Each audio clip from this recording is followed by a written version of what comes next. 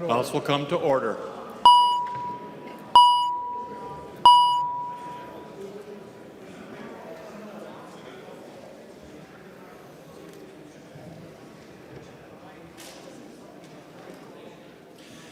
Without objection, we will revert to messages from the Senate. The clerk will report the message. Message from the Senate, and this is the Nornes motion. Mr. Speaker, I hereby announce that the Senate has concurred in and adopted the report of the Conference Committee on Senate File Number 943, an act relating to higher education. The message is signed Cal R. Ludeman, Secretary of the Senate. Conference Committee report on Senate File Number 943, and the report is addressed to the Honorable Michelle L. Fischbach, President of the Senate, and the Honorable Kurt L. Doudt, Speaker of the House. We, the undersigned conferees for Senate File 943, report that we've agreed upon the items in dispute and recommend as follows. The Conference Committee report is signed by 4 of the 5 conferees on the part of the Senate and 4 of the 5 conferees on the part of the House. Nornes moves that the report of the Conference Committee on Senate File Number 943 be adopted and that the bill be repassed as amended by the Conference Committee. I recognize the author, Representative Nornes, who will explain the report. Thank you, Mr. Speaker. That is my motion. I'd like to call for a roll call on the adoption vote. Roll call being requested, and seeing 15 hands, there will be a roll call. Representative Nornes. Well, members, this bill represents a fair amount of work. It's taken a few days, maybe a little longer than some of us had hoped for, but the end result, I think, is very positive for us and for our students. And frankly, that's why we're here, to make sure that our students are well educated and have opportunities in this state. We try to put students first. I think that's what the committee that I chair has as their main focus. This year we've looked at affordability, access, and accountability as the main themes. So now we are spending $210 million in new money. That's up from the $125 that was in the original bill. And we're focusing on spending based on the need that we have. In this bill, we spend an additional $49 million in the Office of Higher Education, which includes $36 million to the Minnesota State Grant Program. And that allows for a 10% decrease in what families are expected to pay towards tuition. So another way that tuition will be held not only level, but also reduced for the families with students. We provide an additional 546, or I should say, I wish, no, it's $54.6 million to the University of Minnesota. That amount of money fully funds the NRRI research, the family residency program, and adds $8 million to cancer research through MnDrive, and then the core mission of the university, the total there is $27.9 million. That money goes directly to offset any tuition increases. We add $106 million to the Minnesota State program and make sure that the focus on their cybersecurity needs and rural colleges are also met. The colleges within the system have all been facing some enrollment declines. We work closely with the Senate and with Commissioner Poggemiller and the Governor's office to create this bill before us today. And I'll stand for questions and expect your support. Thank you very much. Discussion to the Conference Committee report. The member from Winona, Representative Pawlowski. Thank you, Mr. Speaker. This bill, when it first came to the House, didn't work. And then it came again, and it was broken and vetoed. And now it's come back repaired. But like the cars that once had a frame, once the frame is bent, once the frame can no longer be restored, it really doesn't matter what you do to the body or to the engine. It isn't going to function the way it once did. This bill displays the unfortunate fact that the framework for funding higher education in Minnesota is permanently broken. And it's broken, again, on the backs of the students. There will be a tuition increase in this bill for students across all the systems. We can argue that in the two-year college system, a 1% increase in the first year isn't much. You freeze it the second, but tuition increases roll forward. The most interesting, though, increase is in the 4-year. There is no limit on the increase the first year of the biennium in the 4-year, so it could be a 1, it could be a 2, it could be a 3, it could be a 4, it could be anything the trustees want. And then we freeze it the second. So again, it rolls forward. There is funding, more funding, than there was for the University of Minnesota. But the funding hasn't been calculated yet on what the tuition increases will be in the University of Minnesota system. This bill and its framework is broken. It may get us through the 2018 election, but it's not going to get us much further than that. There will be tuition increases. There will be increased student debt. And the worst problem with the breaking of this framework is that it has broken the framework of every campus in the Minnesota State system. I used examples before of Winona State, and I'll use them again. Under this bill, there is a permanent structural framework imbalance of $3.2 million for Winona State. For the tech college in my area, there is a permanent structural imbalance of $800,000, and there is not the ability to raise tuition to backfill it. So on top of tuition increases, on top of increased student debt, there are also going to be cuts across all the campuses. The framework for the funding of Minnesota's higher education system is broken. This bill does not repair it. Further discussion? Representative Nornes. Thank you, Mr. Speaker. I just wanted to address the issue of tuition. And, I didn't mention this when I first started to talk about the bill, but when we talk about the funding being broken, you need to know that we're spending almost $3.3 billion on higher education. Where I come from, that's a lot of money. So nobody can say that we're not funding higher education. I should also point out that we've had a freeze in tuition for the last 4 years. This will be almost 6 years in a row. And how you can equate that to increases in tuition, again, baffles my small-town math. But so I think we're doing all we can to make sure that the students are first, the cost to them is first, cost to their families is first, and the quality of the education in the end is what's most important.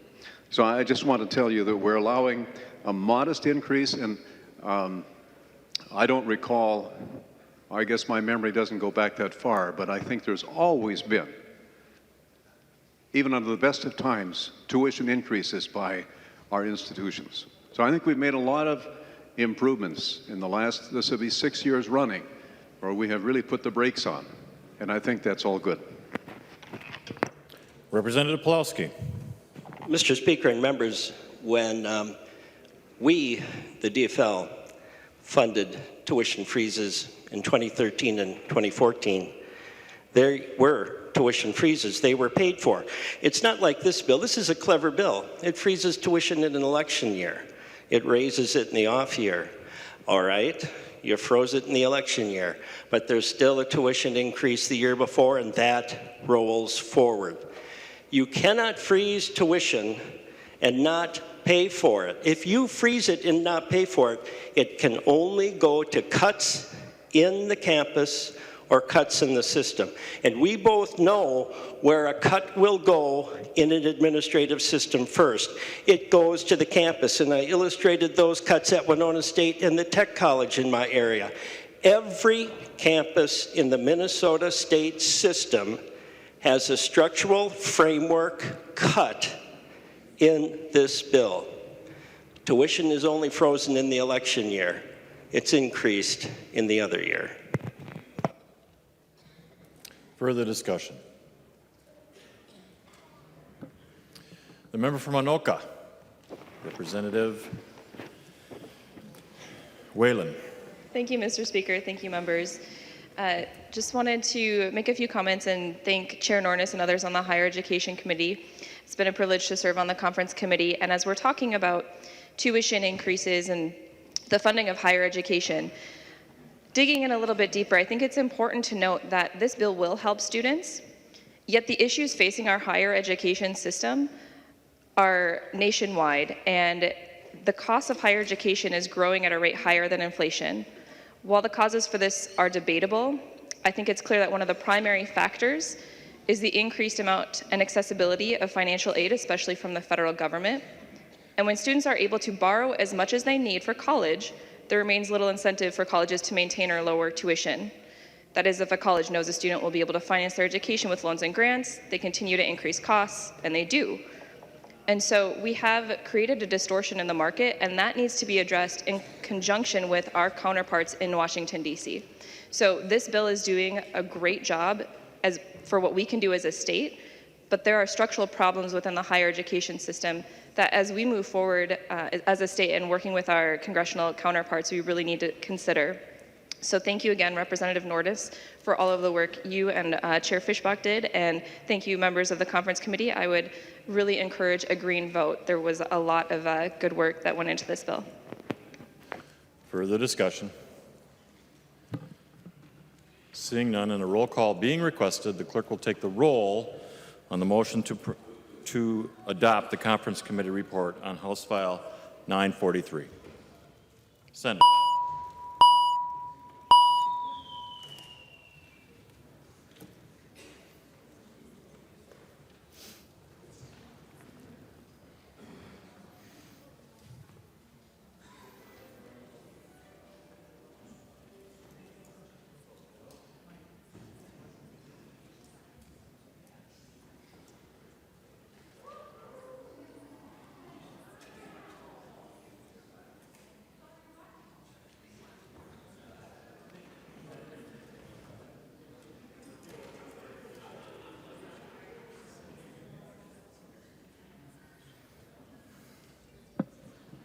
Clerk will close the roll.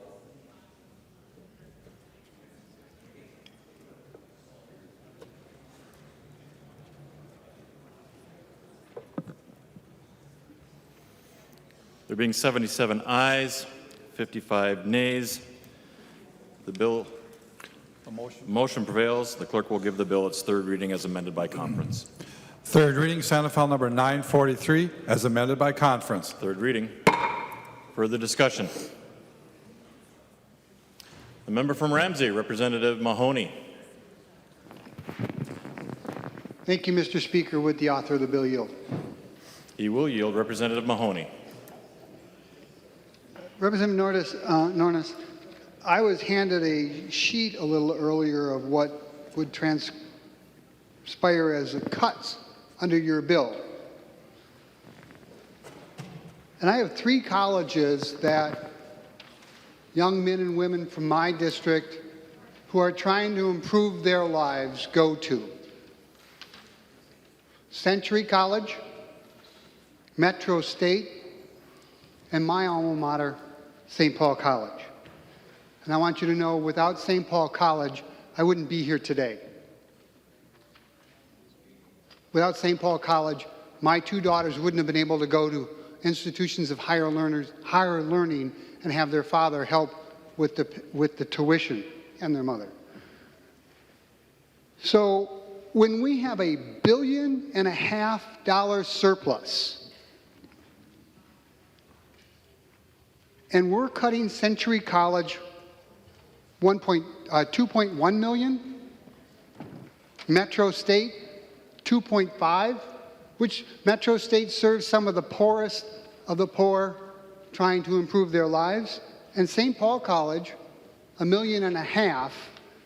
How is that doing well for students and the state of Minnesota while our economy is switching over to a knowledge-based economy? Your bill cutting, and I'm going to do quick math here, about $6 million from colleges that serve people in the East Metro How does that help? How does that serve our students? We have $1.5 billion surplus, and you're cutting from colleges that serve about 15 to 16,000 kids, $6 million. That's going to be professors, that's going to be programs, that's going to be aid to these students. This bill is a failure, and I was glad to vote red on that last bill, on the adoption, and I plan on voting no on the passage.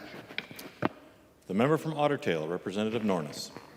Okay, there was a question there someplace. I think my simplest answer, first of all, I have not seen what you've just told us. I've not had that printout. But we give 100 and, let's see, I got to get the number, $106 million, a little more than that, increase to Minn State. Then they take that money and allocate it out to the various campuses. We don't have any control over that. So how that winds up and who gets what, that's a different process. So we don't determine which college is going to get more or going to get less. That's determined by the board that runs Minn's system.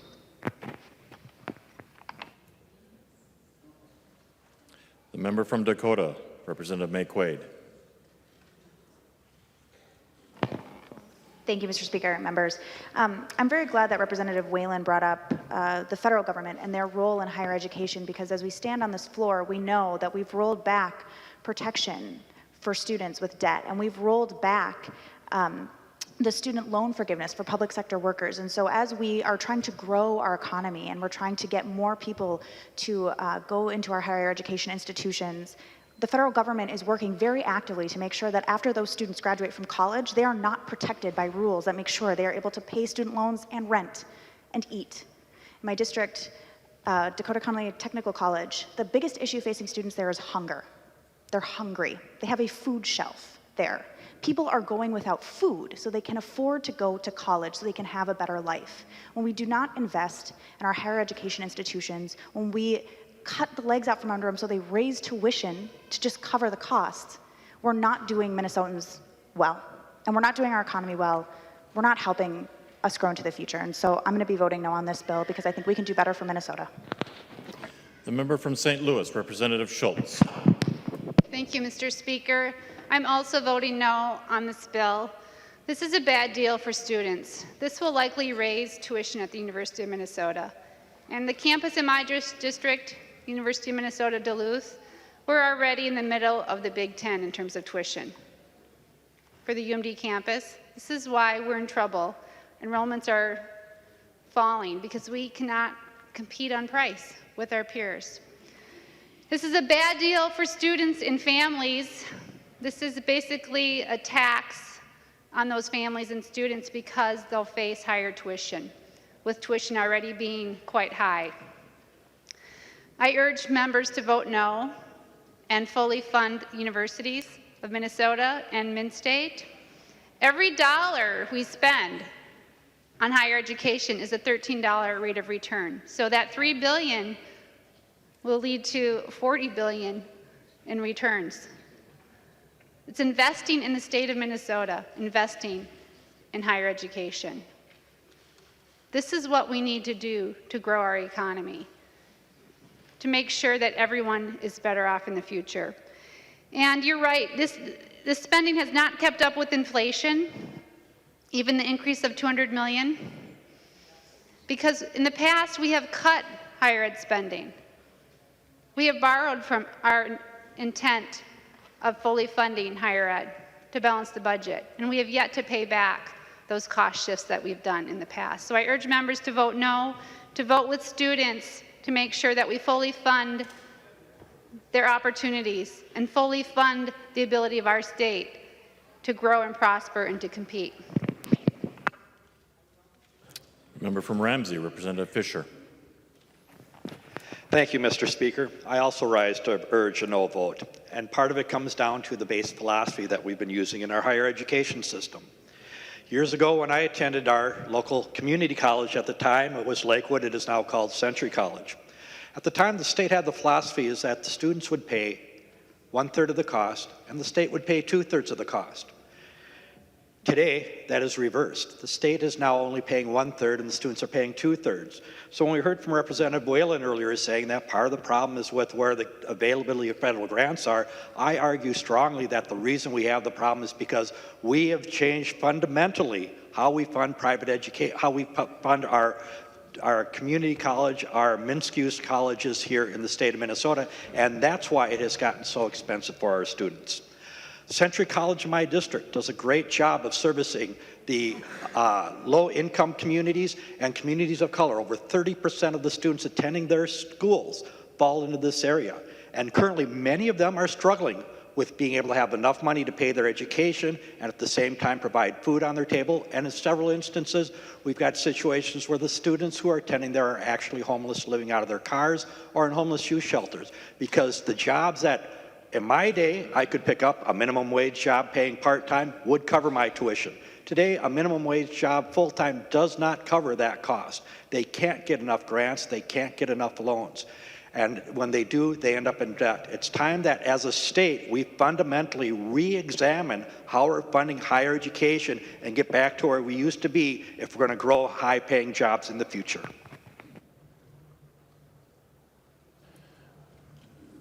The member from Goodhue, Representative Haley. Thank you, Mr. Speaker. I appreciate Representative Pawlowski's concerns. We share Minnesota State campus between our two districts. But I would like to highlight that there are other ways to support students with the cost of college, and specifically in this bill, there are 4 different areas where we provide loan forgiveness. For teacher candidates in underserved areas, for agricultural education loan forgiveness, large animal veterinarian loan forgiveness, and aviation degree. In addition, we also call out areas in the workforce that are going to be in high demand in Minnesota, and we provide scholarships for advanced manufacturing, agriculture, healthcare, and information technologies. I'm proud to serve on this committee, and I encourage a green vote. The member from Hennepin, Representative Carlson L. Mr. Speaker, members, as I've said before before this body, I've had a long history of dealing with the funding of higher education. I chaired the Education Division of Appropriations, I think, for something like 12 or 14 years and was on it for 20-some years. What I want to point out was that there was a time when there was bipartisan support for higher education. We had typically most of those years between 9 and 11 members of that committee. And time after time, the higher ed bill was reported out with a unanimous vote. Maybe once or twice, one vote against it. But there was this agreement, if you will, philosophically, that we would support higher education, that it was one of the best investments that we could make, whether it was for students or research at the University of Minnesota, whether it was for financial aid. There was broad bipartisan support. Now, you've heard from others that virtually every campus in the Minnesota state system is going to be dealing with cuts. And I looked at the numbers for where my constituents typically go. They probably utilize every single one of them. But the heaviest concentrations would be North Hennepin Community College, Hennepin Technical College, Minneapolis Community College, where they typically go, and in the university system, the state university system or campuses, they go typically to St. Cloud or Mankato. Not that they don't go to others as well. But they're all dealing with red numbers. If you've met with your local administrators, they will tell you the difficulty that they are facing under the bill that went through previously, and even with some improvements in this bill, the difficulties that they are going to face. Now, one of the things I was going to point out, Representative Fischer already did, the 1/3, 2/3. Interestingly enough, many years ago when Rudy Perpich was governor of the state of Minnesota, I was the chief author of putting that formula in place, and we had that in place for many, many years, where the state maintained each and every biennium our commitment to higher education. And that's not been the case in recent years. And so, as Representative Fischer pointed out, tuition has literally doubled. In fact, our community and technical colleges are among the most expensive in the nation. And you can't hardly pick up the newspaper these days that deals with higher education without at least part of the article or the article in total dealing with student debt. I was in the audience a while back where a woman commented that her and her husband, because they had gotten married and both had student debt, they were going to be paying off the student debt, their student debt, when their children were going to be attending college. So it's a generational thing, as well as the difficulty for the students that are facing those higher and higher costs of attendance. So the point I want to make is that there was a time when there was broad support for higher education. Unfortunately, I think that there's only one side of the aisle here tonight that is going to be casting a vote in support of our students, in support of research at the University of Minnesota and other research that we're currently doing on some of the other campuses today. But keep in mind our history, and one of the reasons that this state has been so strong economically was that we did historically have a commitment to our higher education institutions. And we've got to get back on track. We have to remember that history, and we have to invest in our students. The member from Hennepin, Representative Davney. Thank you, Mr. Speaker, and members. This bill, despite the rhetoric coming from the other side, as my colleagues here have identified, fails Minnesota students, but it also fails Minnesota. The Minneapolis Community and Technical College is the single largest recipient of Minneapolis public school graduates. The single largest place where kids who graduate from Minneapolis public schools choose for their higher education is Minneapolis Community and Technical College. It's a vibrant campus, it's geographically accessible, it offers a wide variety of programs and certificates and degrees. Those students are largely students of color and largely low income, particularly then sensitive to the cost of tuition, to the services available, and the opportunities for career that's possible at MCTC. MCTC provides relevant education that translates into immediately employable skills. This is where our greatest investment return comes from, because MCTC prepares the nurses we need in our hospitals and clinics, the police we want on our streets, the web designers we need for commerce, the manufacturing staff in our manufacturing plants, the folks who maintain the HVAC system and do the welding that industry can't find enough of today. And for those who want, MCTC prepares students to transfer to other institutions, providing them the opportunity to get a strong base in those generals that those of us with four-year degrees recognize.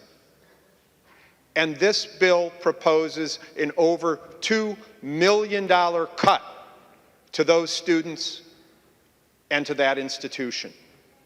Members, that means fewer nurses when we've got a shortage. It means fewer police officers when we need more police officers out of those very communities, policing those communities and serving our cities. It means fewer folks ready to take the positions on the manufacturing lines as Minnesota manufacturers are looking for those skilled workers. So yes, this bill fails Minneapolis Community and Technical College. It fails the students of Minneapolis who choose MCTC, and it fails Minnesota when it fails to prepare our workforce for today and tomorrow. I'll be a red vote. Thank you. The member from Olmsted. The member from Hennepin, Representative Loeffler. Thank you, Mr. Speaker and members. Today's business section in the Star Tribune has a big full-page article that I think all of you, no matter where you are in the state, should look at it. And the headline is, "Employers Seek Skilled Hands and Minds." And if the current trends continue, these are from our demographers, from DEED, from researchers, if the current trends continue by mid-2018, that's just next summer, just 1 year from now, there will be more jobs than people looking for them in Minnesota. As a result, finding enough highly skilled workers as baby boomers retire and labor force shrinks will be among the top issues that face Minnesota's biggest companies. And it goes on to talk about our well-touted and impressive Fortune 500 companies are already right now having people within their systems think about where else could they go for workforce, because we're not generating it demographically. So it's really important that we take the young people that are here in Minnesota and attract them to our higher education systems, because the vast majority will spend their adult life within a half hour to an hour of the last campus they attended. And so we want to keep them there. I am really disappointed at the lack of parity and the walking away from commitments to the University of Minnesota. We have always treated these systems, as I understand it, in better parity. The University of Minnesota has only recommended an increase of about $55 million, but much of that is earmarked, so that only $30 million remains for its core services of educating our future workforce. That's an embarrassingly low number. And I think we need to think about, as a state, that this is our only four-year traditional public campus for kids from the metro area, where the vast majority of high school graduates and young adults live. It's just a demographic fact. It's not a nick on anyone who lives in any other part of the state. The demographics are here. And so Metro State does a wonderful job fulfilling its original mission, which was to serve returning students who dropped out at some point, or older students who need to retrain or want to start a degree. And it's very attractive to those older students. But it's not the kind of place that a high school senior looks at. It doesn't have the kind of activities, the kind of programs that they do. And I'm sorry, I represent an urban district, but I've talked to a lot of parents, the suburban parents too, and our kids don't want to go to a place that isn't an urban or suburban community for their higher ed. It's just an uncomfortable situation for them to think about going to the cornfields of Marshall. My sister lived there. I loved that city when she lived there. But it doesn't feel like home to someone who's grown up in a vibrant urban and suburban community. So we're losing them to Chicago, to St. Louis, to Kansas City, to New York, to Philadelphia, to Cleveland. I talked to my graduates, bright young kids, and where are you going? And it's not just about leaving home. It's because they can't get into the university closest to home, the one that they maybe aspire to because of the selective things. Our future as a state, our economy as a state, depends on us making sure that students in every part of the state can have an affordable education, not graduate with debt that will prevent them from going on to the kinds of investments we want to see in their lives. And we need to safeguard the university as our premier institution and the only major public university in our metropolitan area. I urge a no vote. The member from Wabasha, Representative Drazkowski. Thank you, Mr. Speaker and members. It's been very interesting listening to the rhetorical propaganda that I'm hearing on the floor here. Members, we are looking at a budget, and the members that spoke before me, I don't know what bill you're reading. The one I'm reading is a $200 million increase from the biennium we're currently in to the one that we're planning for. So members, I encourage you to actually read the bill. Members, it's a $200 million increase, 6.6% increase in spending over the current biennium. Now, I don't know how that's called a cut. And we've heard that here again and again, and we hear Democrats talking about the money that hasn't even been collected yet. The projected over-collection of the people's money, money that the people haven't even worked and earned yet, is already theirs and they're ready to deploy. And we are hearing Democrats call this a cut. They're saying that particular individual colleges are getting cuts. Well, guess what? They are not. And let's call the truth here. We're looking at a $3.283 billion spending budget. The current biennium members is $3.081 billion budget. That is a $200 million increase. Some of it taking money from people who haven't even earned it yet. And members, I haven't dug into all the details of the bill, but I've certainly looked at the numbers. And I hope that we can bring some truth to this discussion as we go down the road and stop twisting things into things that they are not. Thank you, Mr. Speaker. The member from Hennepin, Representative Pryor. Thank you, Mr. Speaker. So what I want to talk about is getting back to my constituents, all of our constituents out there. I think what we saw when we were out campaigning this summer was we saw a lot of homes where you had the mom and the dad and the adult children still living there. And this is what we're seeing all across the country, is that we have this generation that we are raising and we are trying to launch, and they are saddled with debt. And Minnesota is one of the worst. We're 4 and 5 in the country for student debt. And that's just, that's where we are. And that has consequences, long-term consequences. Because if you're one of those young people with student debt, it slows you down. It slows you down on your career. You can't pick the career that's the passion of your heart. You have to look at the career that can pay off your debt. And I know that works in medicine. Instead of getting family practitioners, we get dermatologists and plastic surgeons, because that's where they're going to pay off their debt.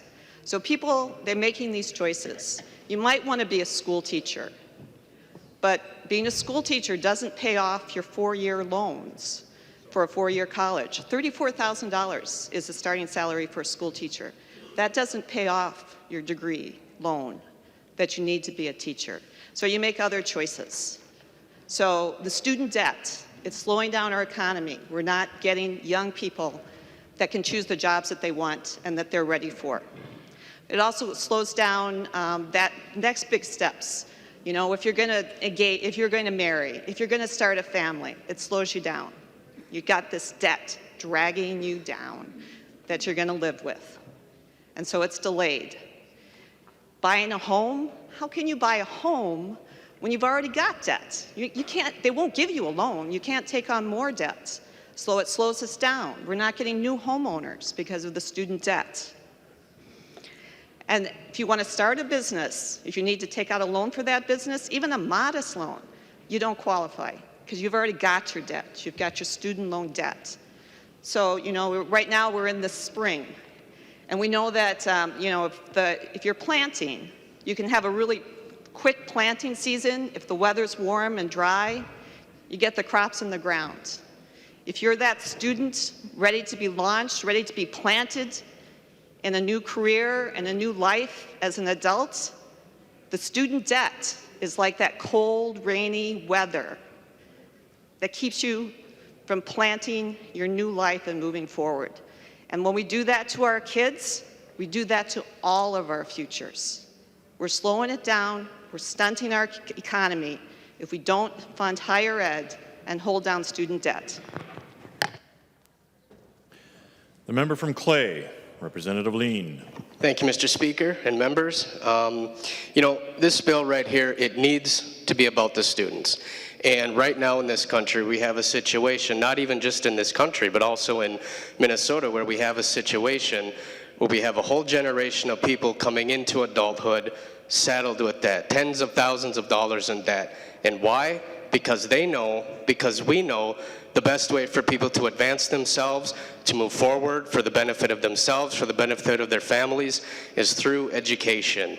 75% of the jobs in the state right now need some form of post-secondary higher education.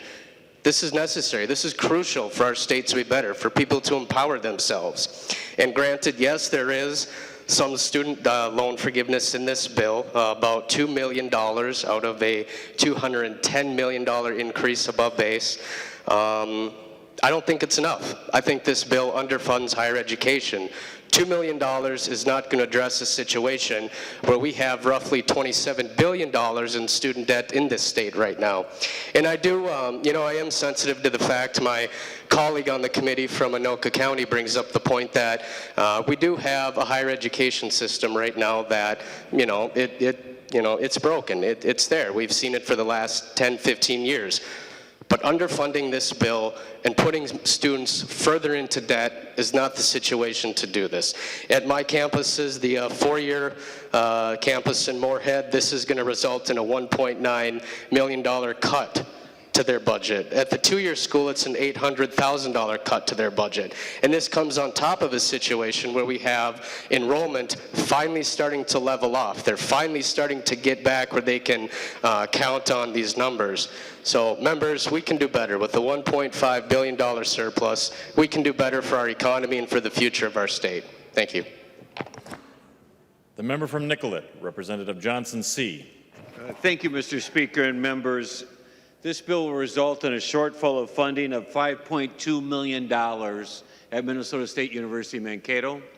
It will result in a shortfall of $1.2 million at South Central College in North Mankato. Those are real numbers and will have a tremendous impact on those two institutions. I spent 30 years working at Minnesota State Mankato as a student advisor. And to be honest with you, this brings back some really bad memories from some of those years when I worked there. The tough years.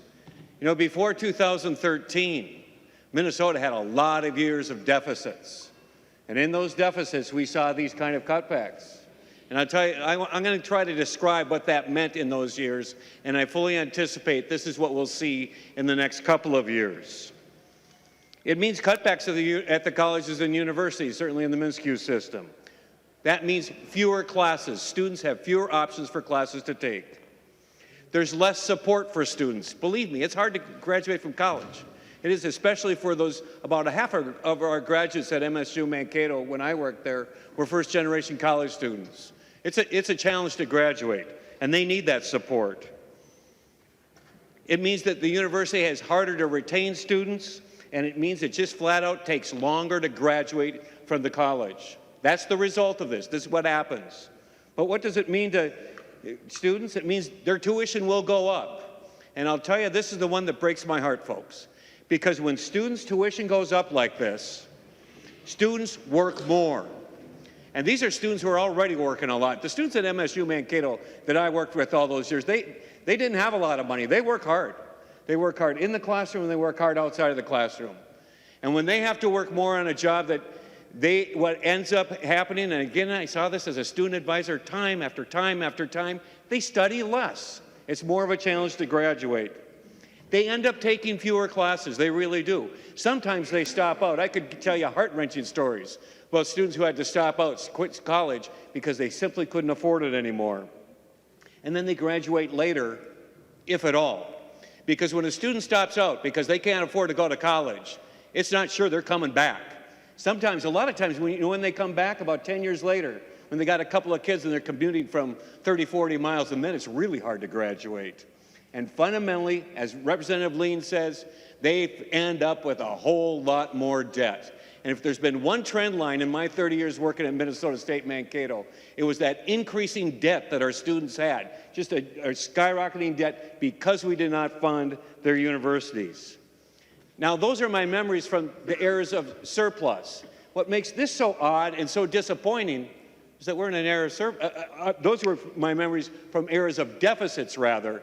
What makes this so disappointing is that we're in an era of surplus. And fundamentally, that's what we're doing to our students, folks. It really is. Now, when you juxtapose that against the needs of the workforce needs, certainly in my region, it doesn't make sense at all. Greater Mankato growth is the title for our local Chamber of Commerce. Consistently, they argue the #1 need for economic growth in the Mankato area is more talent. They work hard. They're remarkably creative. They work a lot with South Central College. They work a lot with Minnesota State University to develop that talent. These cutbacks will affect that talent, will make it harder to meet those talent needs, and will stifle the growth of a really potential, there's a lot of potential for growth in the Mankato area. This will slow it down. I just want to bring back your memories. Remember a few days when those students were up in this balcony? Remember the students who walked here from Mankato? Ever walked here from Mankato? It's 90 miles. Why did they walk here? Because they felt so strongly they wanted us to know. They wanted the people in this body to know so well that their education meant a lot, it was hard to accomplish it, and they needed our support. They needed our support, and this was our opportunity to do that. I'll tell you, I know those students are deeply disappointed today. And I don't blame them. They should be disappointed. But you know what? I think all of Minnesota should be disappointed. This is a step backwards. We can do better in a time of surplus. I encourage a no vote. The member from Olmsted, Representative Liebling. Mr. Speaker and members, I am not going to repeat a lot of what my colleagues have said here about the importance of higher education in Minnesota and how disappointing this bill is. But I do rise to respond to something that another representative said a little while back in a very dismissive and pretty conclusory manner. And that is talking about, how much money there is in the bill and that there's this big increase in the bill. And I think it's important to remember what it means when we do our budgeting, that we don't count inflation when we do our projections. So if you look at the spreadsheets for the bill, you have a number that is the appropriations for the 2016-17 biennium, the one we're in, and then you have a number that's the base. So this is under current law, how much we would be spending in the next biennium, another 2-year period, if no changes were made. Well, when I usually work with the Health and Human Services spreadsheet, and then that base number is a lot higher because we count inflation in a lot of the Health and Human Services spending. But here in higher ed, inflation is not being counted. And so projecting forward what we would be spending, it basically says there would be no increase. We do a budget that pretends that inflation does not exist. Inflation does not exist. And so if we, the legislature, do not allocate additional dollars, that's why it's a cut, because inflation does exist.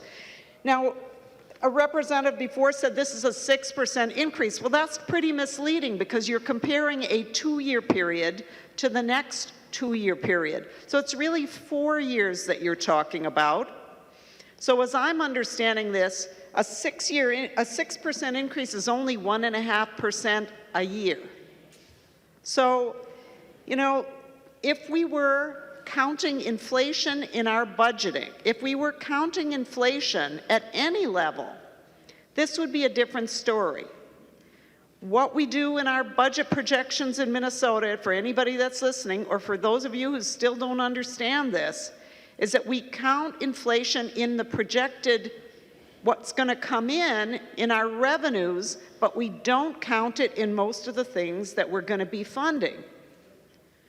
What the Republican majority is doing is taking that money that if we were doing our projections a little differently, a lot of it would disappear. It wouldn't exist.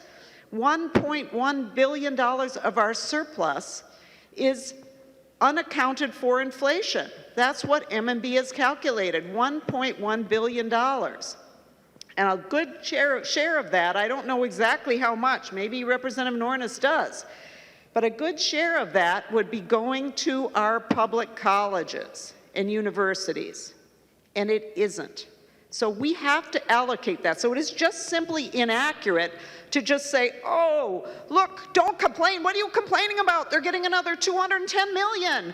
You know, that's completely without any context to understand what does it take just to keep them even. Now, if we were counting inflation, if we were doing it the honest way, we wouldn't have to give them the inflationary increase. We could always say, gee, we think that we know this is what you need to stay even, and we've decided to make a cut, and we could do that. That would be fair. Certainly, we don't need to keep funding everything forever that we've always funded, but at least we would be doing it honestly. This is something that needs to be fixed, and it's been done by Democrats and Republicans who have refused to fix the way we do our budget projection to be more honest. But this year, Republicans are taking this inflationary increase, and instead of giving it to the institutions like our colleges and universities to just stay even, you are giving it away in tax cuts, pretending that inflation does not exist. And that's why we say you are making cuts, even though, yes, there's extra money here on the bottom line in this bill. Yes, there is. But is it enough to keep up simply with inflation? And from what I'm understanding from my colleagues, it is not. And that's why more cost is going to be shifted onto our students. Not a good thing for Minnesota. The member from St. Louis, Representative Sandstead. Thank you, Mr. Speaker. Members, I'm just going to share with you a text that I received. When I saw the target numbers, I reached out to the Northeast Higher Ed District and I said, translate this. What does this mean to you? How does this work out? This $200 million increase in the 3.823 spending budget. The response is basically we have to reallocate funds and make reductions to cover whatever portion of inflationary costs are unfunded for fiscal year 18-19. For faculty and staff positions, we will not fill certain vacancies and hire less temporary part-time faculty for this upcoming fall. We then have to look at all positions once fall semester starts, since changes with permanent faculty can only happen on November 1st each year. An exact number of the impact is also dependent on our 17-18 enrollment. So that's the $200 million increase, how it's going to play out in my district. And the translation is, we all know this is going to go to our students. They're suffocating right now from debt. And I want a fiscally balanced budget. But we can't put it on the backs of those that aren't even employed, those that are just looking for their opportunity to go to school. I know we can do better. I ask that we go back to the drawing board on this somehow and we do better, because we can and we should and we owe it to them. Further discussion? Member from Mille Lacs, Representative Erickson. Thank you, Mr. Speaker. Members, keep in mind that in the K-12 programming, we provide $43 million a biennium for our students to earn PSEO credits, concurrent enrollment, APIB, and that is credit earned for them to take to college. So all this talk about debt that is incurred is for a variety of reasons. But we're providing as a state those kinds of dollars. They're ever increasing. We have to encourage our students to take advantage of those programs we offer in K-12 because they are invaluable. Besides, there's $400 million, I believe, Representative Nornes, in this bill for grants. So members, we are a generous state. And if colleges are raising tuition, I think it's for a reason other than the money we provide them. The member from Ottertail, Representative Nornes. Thank you, Mr. Speaker and members. Been kind of a very interesting time hearing from everybody and their different views. And a couple of things I wanted to just clear up here. I want to have one last chance to do that. There was a reference earlier to the fact that we're not doing enough for the emergency situations and for those that are homeless and so forth and so forth. Well, if you look in our bill on page 8, you'll find that we've got $300,000 set aside just for that purpose. And if you talk to the people at St. Paul College, they very much appreciate that and really find that as a very important part of their mission to help people like that. The other thing I found really interesting is the numbers that are being thrown around here. I don't want to use the word fake, but I can't think of anything different. Because what's being used is the governor's recommendation. That's the number that's being used to calculate the losses and the cuts you're going to have. That's not real. And I'll just give you a couple of examples. Representative Lean. I've got Moorhead on here. Moorhead is looking at $4.2 million. That's an increase. Mankato was mentioned. The largest increase, $7.8 million and some change. There isn't a single list on here where it's negative. Winona, $4.9 million. That's increase. That's not decrease. So I just want to point it out that, and I'll share the whole list with you, you want to see it. So we have to use real numbers. That's real money. That's real help for students. And another reason why if you're voting against this and you say you support higher education, again, I have a hard time understanding what that means. So I urge you to support this bill. The former majority leader in the Senate supported the bill not long ago. So it's up to you. I'm hoping for a large amount of green, and we'll take it from there. Thank you very much. Oh, one other thing, Mr. Speaker. I need to thank everybody that's helped get us to this point. The nonpartisan staff, my staff, research, the folks over in the Senate have been very good to work with, and including the governor's office, Office of Higher Education, everybody. They were very patient, worked very hard, and they believe that we've done a pretty good job. So thank you very much. There being no further discussion, the clerk will take the roll.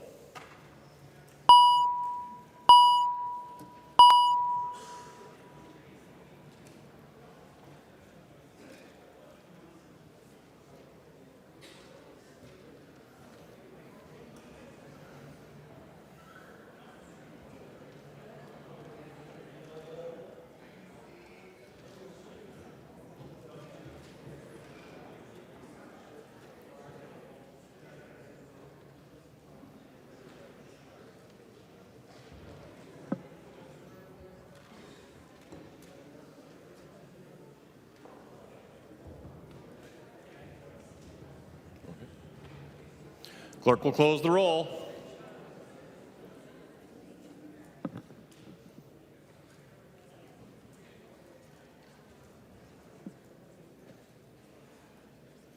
There being 78 ayes, 54 nays, the bill is repassed as amended by conference and its title agreed to. Member from Morrison, Representative Krisha. Thank you, Mr. Speaker, and members. Members, I move a recess to approximately 8:30, or the call of the chair, and GOP members to caucus at 8 o'clock. Representative Hortman. Thank you, Mr. Speaker. DFL members, we are also caucusing at 8 o'clock. Representative Krisha moves a recess to the call of the chair until approximately 8:30. All those in favor signify by saying aye. All opposed, nay. Motion prevails. We are on recess.